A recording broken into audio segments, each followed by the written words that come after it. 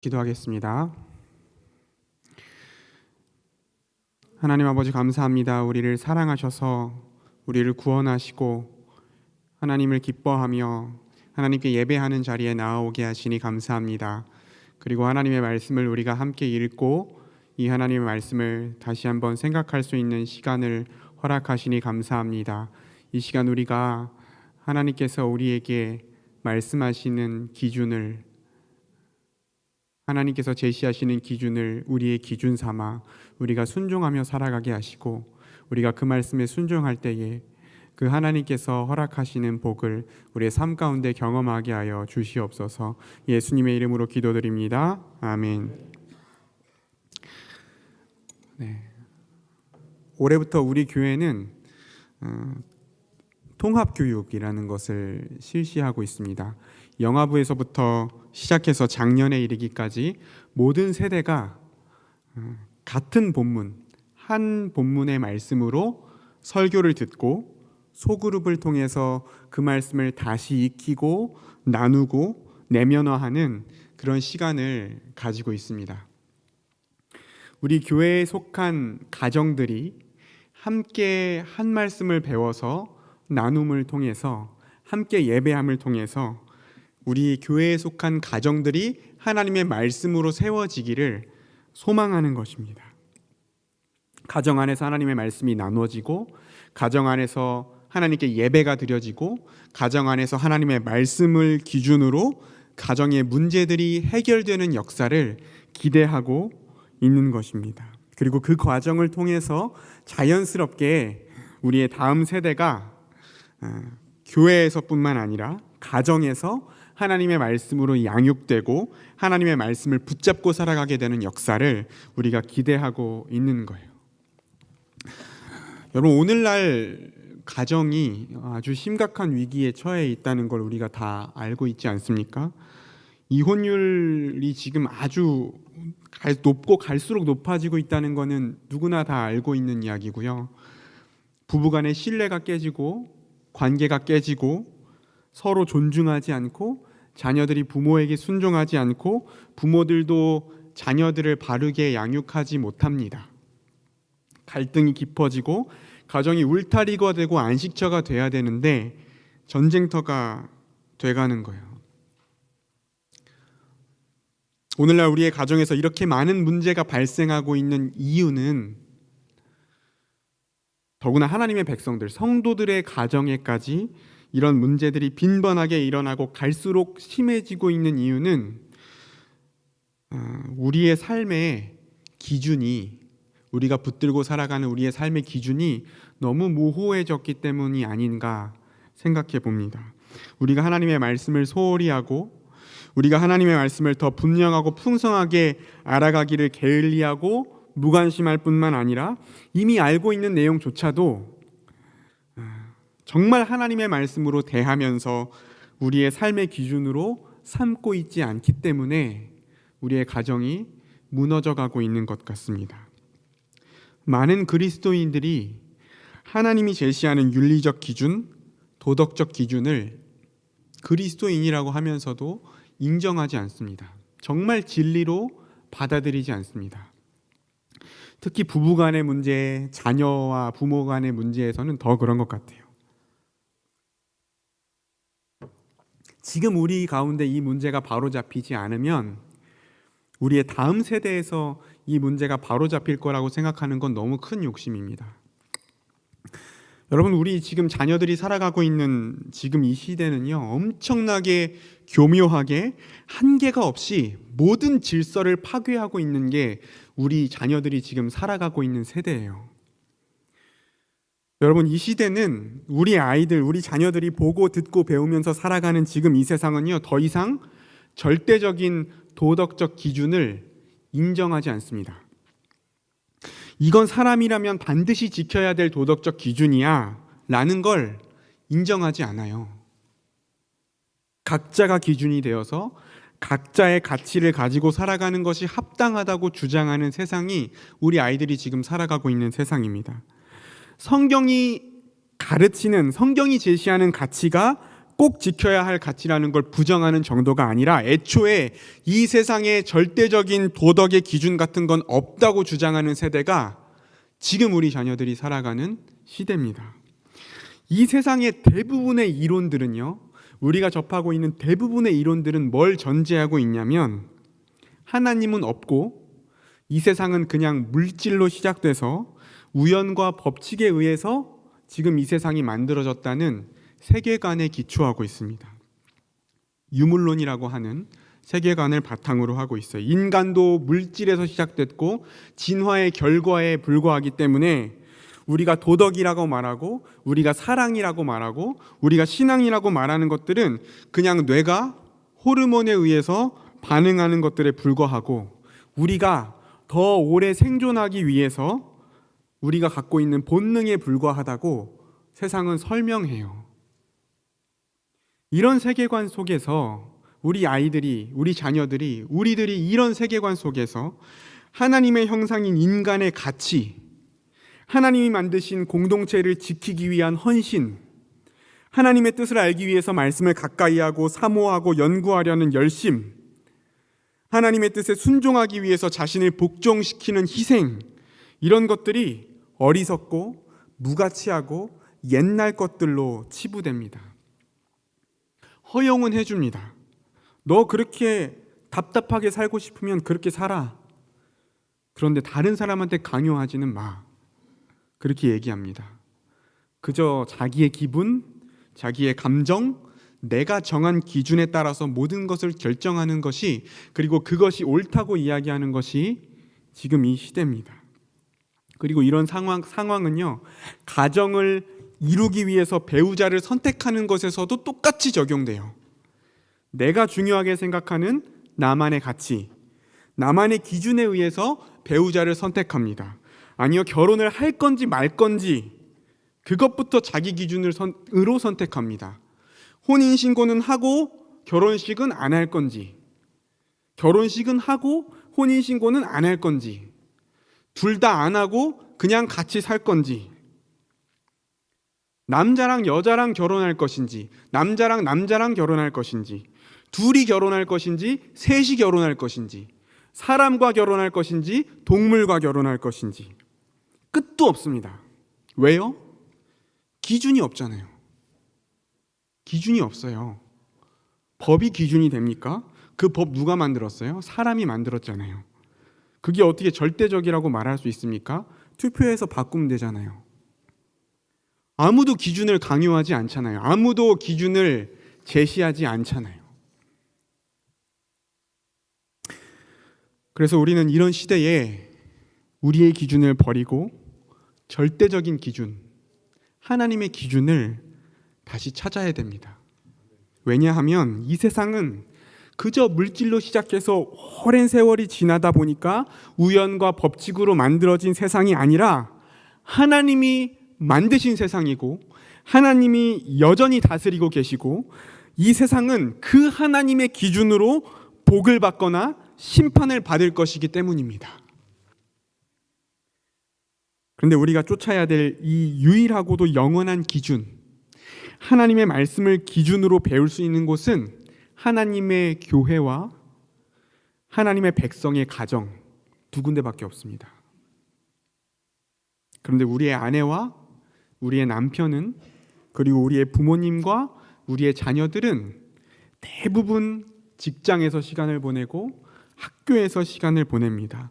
그리고 가정에 있는 동안에도, 심지어 교회에 있는 시간조차도 TV와 스마트폰을 통해서 인터넷 뉴스, 학원 강의, 학교 강의, 드라마, 영화, 음악, 소설, 유튜브, SNS를 통해서 우리 삶의 모든 영역에 걸쳐서 성경의 진리를 반대하는 세계관과 이야기에 노출되어 있습니다. 이런 세대 가운데 이 세대를 본받지 않고 하나님의 뜻을 분별하며 살아가기 위해서는 우리의 교회와 우리의 가정이 바로 세워져야 되는 거예요. 우리가 정신을 차리고 이 일에 전력을 다해야 됩니다. 그리고 그 첫걸음은 가정의 기초인 부부, 남편과 아내가 서로 대할 때 붙잡아야 될 그 기준을 분명하게 세우고 우리가 먼저 순종하는 것이 가장 그 기초가 될 것입니다. 그래서 오늘 남편과 아내에 대한 하나님의 말씀을 우리가 교회와 가정에 대해서 이야기하면서 먼저 이야기하고자 하는 것입니다. 마태복음 19장에 보면 예수님께서 바리새인들과 논쟁하는 사건이 기록되어 있습니다. 엄밀히 말하면 이혼에 대한 논쟁입니다. 그런데 예수님은 이혼이 아니라 결혼에 대해서 말씀해요. 바리새인들이 이런 질문을 합니다. 사람이 어떤 이유가 있으면 그 아내를 버리는 것이 옳습니까? 사람이 어떤 이유가 있으면 그 아내를 버리는 게 옳습니까? 모세는 이혼 증서를 써서 이혼하라고 했는데 어떻게 하면 좋겠습니까? 이 이스라엘의 종교 지도자들이요, 아주 실제적이고 아주 실용적이고 분석적인 그런 질문을 예수님께 하는 거예요. 사람들이 지금 실제적으로 이런 문제, 이혼의 문제 때문에 지금 고민하고 있다는 겁니다. 계속 이야기가 나오고 있다는 겁니다. 물어보고 있다는 거예요. 이런 게 요즘 이슈인데, 요즘 시대에 사람들이 이런 문제에 대해서 얘기하는데 어떻게 대답해 줘야 됩니까? 예수님한테 물어보는 거예요. 예수님 이렇게 대답하십니다. 예수께서 이르시되 사람을 지으신 이가 본래, 이렇게 시작하십니다. 사람을 지으신 이가 본래. 모세가 그렇게 얘기했어? 요즘 사람들이 그렇게 행동하고 요즘 사람들이 그렇게 말해? 근데 하나님은 뭐라고 얘기하셨는데, 이 세상을 시작하신 분, 사람을 지으신 분, 창조자이자 주님이신 하나님이 본래, 원래 뭐라고 말씀하셨는데 이렇게 말씀하셨지? 라고 예수님께서 기준을 잡으시는 거예요. 사람을 지으신 이가 본래 그들을 남자와 여자로 창조하시고 지으시고 말씀하시기를, 그러므로 사람이 그 부모를 떠나서 아내에게 합하여 그 둘이 한 몸이 될지니라 하신 것을 읽지 못하였느냐? 그런즉 이제 둘이 아니요 한 몸이니, 그러므로 하나님이 짝지어 주신 것을 사람이 나누지 못할지니라. 하나님이 정하신 결혼의 원칙, 부부의 원칙이 이 한 문장 안에 모두 다 들어 있습니다.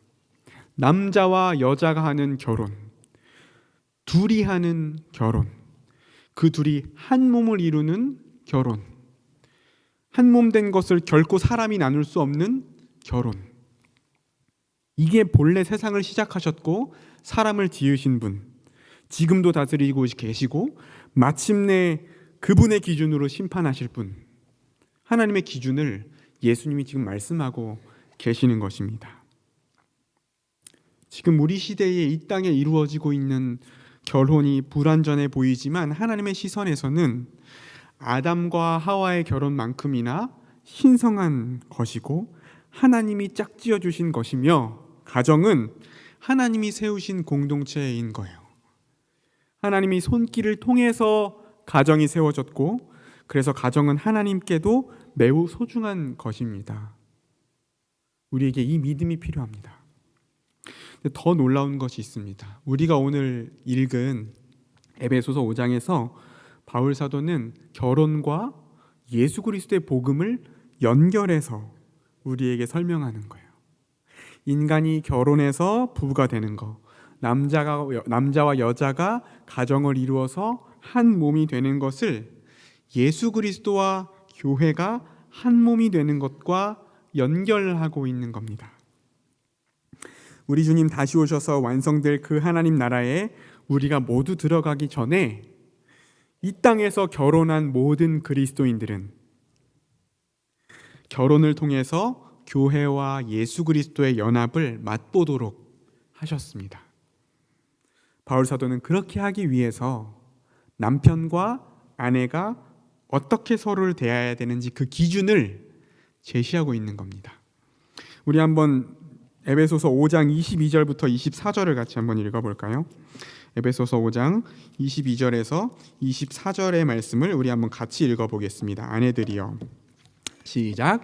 아내들이여 자기 남편에게 복종하기를 죽게 하듯 하라. 이는 남편이 아내의 머리됨이 그리스도께서 교회의 머리됨과 같음이니 그가 바로 그의 몸. 그러므로 교회가 그리스도께 하듯 아내들도 범사에 자기 남편에게 복종할지니라. 아멘. 여러분, 기준입니다. 기준을 보십시오. 우리가 교회에서 수없이 많이 들었고 수없이 많이 흘려보냈던 그 이야기가 또다시 나왔어요. 아내들이여 자기 남편에게 복종하라. 여러분, 남편은 아내에게 복종해야 된다. 요즘에 어디 가서 이런 말 함부로 하면요, 진짜 난리 납니다. 그죠? 남편에게 아내는 복종해야 된다.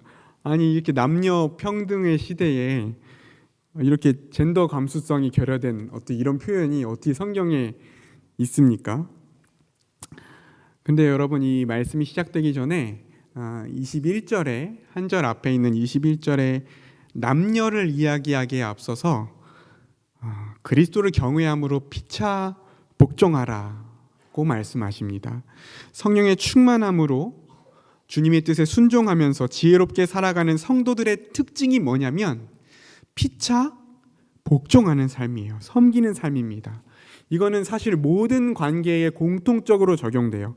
남편과 아내의 관계, 자녀와 부모의 관계, 상전과 종의 관계에 다 적용됩니다. 관계에 약간의 어떤 특성이 성격의 차이가 있긴 하지만 우리를 위해서 자기를 내어주신 주님처럼 다른 사람을 섬긴다는 점에서는 동일해요. 그런데 한번 생각해 보면 우리는 왜 성경에 나와 있는 표현임에도 불구하고 이 복종이라는 단어가 불편할까요? 우리는 왜 복종이라는 단어가 거북할까요? 그 이유는요, 우리가 좋은 권위와 자발적인 순종을 우리가 살면서 경험해 본 적이 거의 없기 때문에 그래요. 성경에서 말하는 복종은요, 부당한 권위, 부당한 힘에 눌려서 어쩔 수 없이 불편하게 눈치 보면서 하는 그런 복종이 아닙니다. 이미 길들여져서 노예 근성으로 하는 그런 복종이 아닙니다. 정말 나를 위해서 모든 것을 희생할 정도로 선하고 온전하고 아름다운 사랑으로 나를 지켜주고 보호해주고 모든 필요를 채워주는 그 선하고 온전한 참된 권위를 경험하고 그 받은 사랑에 감격하고 감사해서 그리고 그 권위를 정말 신뢰해서 자발적으로 하는 복종이에요. 이게 성경에서 말하는 복종입니다. 그런데 우리는 살면서 사실 그런 선한 권위를 잘 경험해 보지 못했기 때문에 우리가 그 권위로 인해서 상처받고 우리를 위하는 것처럼 하지만 사실은 자신을 위해서 행사하는 그런 권위들을 우리가 많이 봐왔기 때문에 우리가 이 권위라는 말, 이 복종이라는 말에 불편함이 있는 것 같습니다. 그러나 우리의 머리 되신 예수 그리스도께서, 우리의 참된 권위이신 우리의 머리 되신 예수 그리스도께서 아무 자격 없는 죄인인 우리에게 사랑으로 자기 자신을 내어주셔서 십자가에 못 박혀 죽으시기까지 하는 그 사랑의 권위, 그 바르고 참된 권위를 예수님께서 우리에게 보여주셨습니다. 그리고 그 은혜를 받은 우리가 그 뜻에 순종할 때 모든 복을 누릴 수 있다는 걸 믿기 때문에, 예수님께 순종하는 길이 우리에게 가장 복된 길이라는 것을 우리가 믿기 때문에 우리는 그 예수님께 자발적인 순종을 드릴 수 있는 거죠. 그리고 하나님께서는 아내와 남편 가운데도 그 참된 사랑과 그 참된 복종의 관계가 나타나기를, 우리 가정에도 그러한 모습이 나타나기를 원하시는 거예요. 그리스도께서 교회를 구원하시기 위해서 십자가의 희생하심으로 교회의 머리 되신 것처럼 남편이 머리가 되는 것도 그런 희생하는 모습으로 이해해야 됩니다. 남편의 권위는 자기 마음대로 행하는 권력이 아니라 자신을 희생하면서 아내를 온전하게 하는 그 섬김의 권위인 것입니다. 그래서 아내는 범사의 모든 일에 남편에게 죽게 하듯 복종하라고 성경이 우리에게 기준을 제시하고 있습니다. 이 말은 남편에게 절대적인 권위가 있다는 말이 아닙니다. 남편이 하는 모든 것들에 다 따라야 된다고 얘기하는 것이 아닙니다. 남편도 불완전한 존재고 죄를 짓거나 실수할 때가 많습니다. 남편에게요, 아내가 필요해요. 아내는 다양한 방법으로 남편을 돕고 온전하게 되도록 섬기는 겁니다. 남편도 아내의 도움을 받아야 돼요. 아내가 돕는 배필로서 남편을 돌보고 섬기면서 그 권위를 인정할 때에 부부가 함께 예수 그리스도의 모습으로 자라가게 되고 예수 그리스도와 교회의 연합의 그 아름다움을 우리가 삶 속에서 경험할 수 있게 되고 우리의 삶을 통해서 예수 그리스도의 복음이 드러나게 되는 겁니다. 그리고 이제 25절부터는 남편을 향한 말씀이 기록되어 있습니다. 성경은 남편에게 그리스도의 사랑과 보살핌을 가질 것을 권면합니다. 그리스도께서 교회를 위해서 십자가에 죽으신 것처럼 희생적으로 사랑하라는 거예요. 육체적으로나 정신적으로나 정서적으로나 영적으로나 아내가 온전하고 복되도록 잘 살피고 돌보고 가정을 이끌어가는 것이 머리된 남편의 역할입니다. 그리스도께서 교회를 사랑하는 것 같이 기꺼이 아내를 섬기고 사랑하고 보호하는 책임을 감당하는 그 모습을 통해서 예수 그리스도의 복음이 남편의 모습을 통해서 또 드러나는 것이죠. 이런 모습을 통해서 모든 그리스도인 부부는 머리와 돕는 배필로서 주변의 모든 사람 앞에서 진정한 사랑을 보여주는 겁니다. 모범이 되고 그리스도의 사랑을 우리의 일상을 통해서 구체적으로 나타내는 것이죠. 하나님께서 가정에게 제시해 주신 이 기준을 우리가 붙잡고 순종할 때에 우리 가운데에 예수 그리스도의 사랑과 그 하나님 나라가 드러나게 되는 것입니다. 우리의 삶의 모든 영역에서 수많은 세상의 기준들을 따르는 것이 아니라 하나님의 기준을 붙들고 우리가 서로 한 몸이라는 것을 믿고 말씀대로 살아가기 위해서 힘쓰는 것이죠. 순종하기 위해 힘쓰는 것이죠. 그리고 하나님이 그리스도의 몸인 교회를 영광스럽고 거룩하게 변화시키시고 세워가시듯이 우리의 가정도 회복시키시고 세워가실 것을 소망하는 것입니다. 우리의 가정 가운데 이 은혜를 경험하는 저와 여러분이 되시기를 소원합니다. 그리고 우리가 함께 온 세대가 한 말씀을 듣고 함께 가정에서 은혜를 나누고 함께 가정 예배를 드리면서 우리가 하나하나 이 바른 기준을 하나님의 말씀을 기준으로 세워감을 통해서 우리의 다음 세대, 우리의 자녀들이 교회와 가정을 통해서 하나님의 말씀을 철저하게 배우고 그 말씀을 삶의 기준으로 삼고 삶 가운데 그 말씀이 역사하는 것을 경험하기를 소원합니다. 그래서 이 악하고 음란한 세대 가운데 다른 복음과 거짓 가르침이 난무하고 각자 자기의 소견에 옳은 대로 하나님을 대적하며 끝도 없이 죄 가운데로 달려가는 이 세상에서 우리와 우리의 자녀들이, 우리의 가정이 세상이 감당할 수 없는 믿음을 가지고 주를 위해 살아가는 가정으로 세워지시기를 간절히 소원합니다. 같이 기도하겠습니다. 하나님 아버지, 우리에게 변치 않는 진리의 말씀, 하나님의 기준을 허락하여 주시니 감사합니다. 또 우리가 그 기준을 정말 우리를 만드시고 우리를 다스리시며 마침내 우리를 구원하시고 또 심판하실 그 하나님의 말씀으로 믿고 따르게 하시니 감사합니다. 하나님, 이 시간 우리가 다시 한번 하나님의 그 말씀을 우리의 가정의 기준으로 삼기로 결단하게 하시며 우리의 삶 가운데에 느슨해져 있는 그 기준들을 바로 세우게 하시고 우리의 삶의 모든 역량을 다하여 우리의 모든 믿음과 열심을 다하여 그 기준에 순종함으로 하나님 나라를 드러내고 예수 그리스도의 사랑을 우리의 가정을 통하여서 드러내게 하여 주시옵소서. 감사드리며 예수님의 이름으로 함께 기도드립니다. 아멘.